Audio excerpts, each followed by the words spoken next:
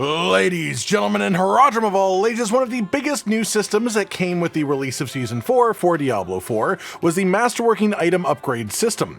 This pretty much has replaced the old blacksmithing upgrades, but does it in a much more comprehensive way, and it is only even accessible if you are able to defeat level 100 enemies in the first place.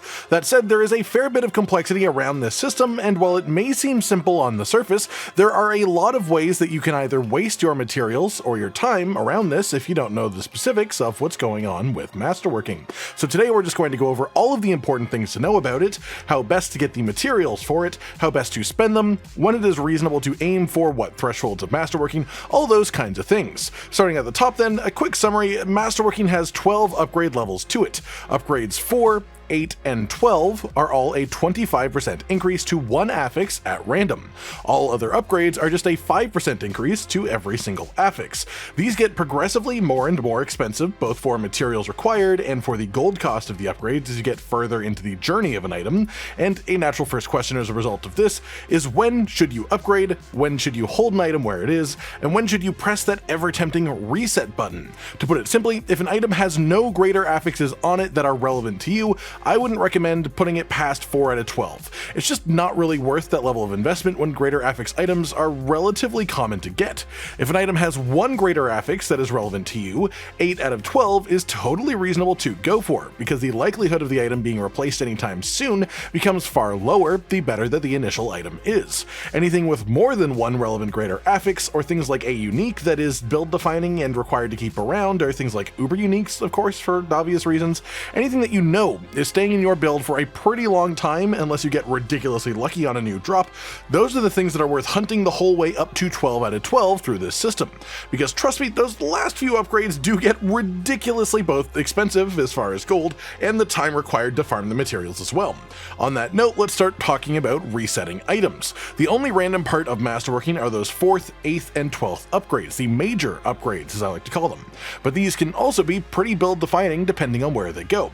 There are a number of genuinely meta builds right now that currently rely on hitting your Masterworking major upgrades on one specific affix, and if you get it wrong, it sort of hurts the build in a major way.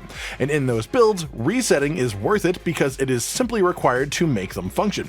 Aside from those specific items in those niche cases, generally speaking, I would avoid resetting an item unless it is again something that you know is pretty much perfect for you and you are not going to be replacing for a fairly long time, because resetting itself costs 5 million gold at least right now, and there's absolutely no guarantee that you will hit the affix that you want on the second or third or fourth time that you try it. It could take a lot of rolls, so be prepared for that. If you reset an item, you're really committing to quite a lot of investment, and that is just a hell of a lot of resources required, so you should probably save that process for items that are really quite valuable to you in a longer term sense. Again, outside of niche situations of 1 or 2 items or slots where your Masterworking can make or break your build, like things that require a very exact amount of cooldown reduction or a skill rank, things like that. On top of that, I would never reset an item unless you are already in possession of the materials and gold that you need to get it back up to the same rank you already had it. Even if the major upgrade 25% roll went wrong, you are still losing 15% to all affixes on the item if you reset even as low as 4 out of 12, so always make sure that you can get back. Aside from that,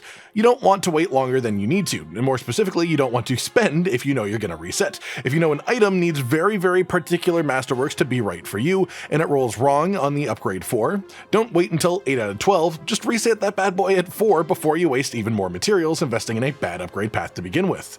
With that then, let's talk about the actual materials that you need for this, and how to best get them for each stage of your Masterworking process. The activity that drops the required materials for this is the Artificer's Pit. Tier 1 to 30 of this activity drop obducite, the Tier 1 Masterworking material, and this applies to upgrade 1 to 4 on items. Tier 31 to 60 of the pit drops ingolith. This is the Tier 2 Masterworking material, and this applies to upgrades 5 to 8, and then Tier 61 and above drops netherite, the Tier 3 material that applies to upgrades 9 to 12. Something that I'm surprised a lot of people still don't actually know is that you can trade these materials down at any alchemist to a lower grade version of the pit drop material, and even those who do know often still ask, is it worth it to do that, or should I just farm lower tier pits that drop the material I want anyways? And the answer is, if your goal is Masterworking materials specifically, you should at at all times be doing the highest tier pit that you can comfortably run without dying. The simple reason is that the material trade down value is actually really quite good. It's a very fair ratio, and thanks to a recent patch, actually specifically, they severely dropped the gold cost of doing this too, so it is basically a negligible cost. And by far, that makes it the best way to farm tier 1 and tier 2 materials, just, farming tier 3 materials and then trading those down. No question about it. So always do that if you are able to do so. That said, a couple more important points of note as far as pit tiers. Tier 61 is the start of netherite dropping, but the amount that you get continues to escalate each tier that you climb past that. For most average builds, the cap out point you'll reach probably for comfortable clears, if you have good stats and affixes to back it up, seems to be around tier 80, without needing to worry too much about dying. Though again, this is considering builds with pretty much perfect affixes, even if not greater affixes or high masterworking by any means. Any build capable of doing 100 plus is considered to be in a pretty ridiculous tier of builds, and this is where you get an achievement for completing it as well, but very few builds are at a point of comfortably farming 100s at a rate that it's worth doing so more than an 80 if you're just after materials, because the health just scales exponentially on the enemies as you climb in pit tiers to the point that it isn't worth it for anything other than bragging rights, honestly. So if you just want materials, 80 or so is probably the highest you really want to be able to clear comfortably. So to sum everything up, basically, masterworking is a genuinely strong process starting in Season 4.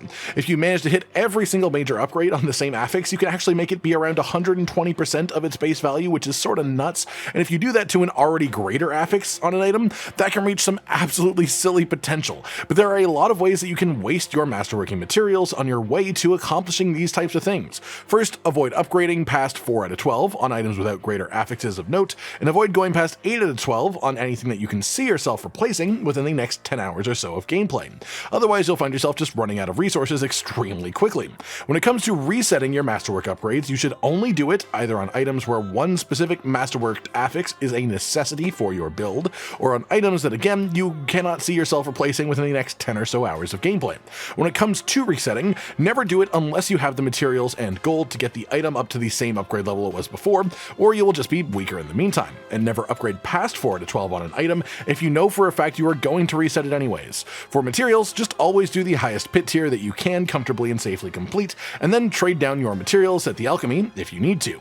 And that's pretty much it for today then, just a quick and concise but comprehensive guide to masterworking in Season 4, at least as it currently stands, before the upcoming patch 1.4.1. As this new mechanic is just extremely important and somewhat deceptively deep if you don't read up on it properly, so I wanted to try and make it as accessible as possible, as it's just an incredible amount of power that you can gain from the system if you respect it and put some time and effort into it as well. Like if you liked the video, subscribe and hit the notification bell for more, and most importantly, ladies and gentlemen, until next time, stay sweet. Josh, Cotton, and Hollow with the videos, dropping the humor like a hammer on your tippy toes, bringing entertainment on a daily arrangement to take our insanity and turn it into entertainment. Yes, I said entertainment twice, to reiterate that it is nice to look into your faces on a mostly daily basis when you let us in your homes to make the whole world a stage. Goodbye.